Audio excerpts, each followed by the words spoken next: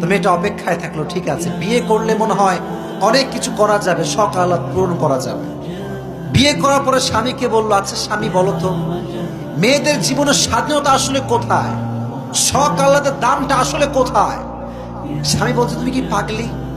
তোমার এখন বিয়ে হয়ে গিয়েছে, বাচ্চা হবে, তাদেরকে মানুষ করো, সন্তান হলে বলবা যা মন চায় তাই করবা, শখ আহ্লাদ পূরণ হবে। মেয়েটি অপেক্ষা করলো তার সন্তানের জন্য।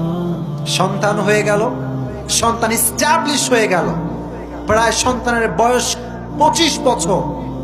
একদিন মা বলল, যে আমার কাছে বস। ছেলে বলল, আম্মাজান কি হয়েছে?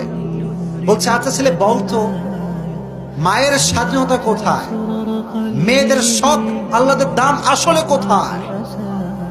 এবার ছেলে খুব গম্ভীর মুখে বলল, আম্মা তুমি কি পাগল হয়ে গিয়েছো? তোমার কি বুড়ি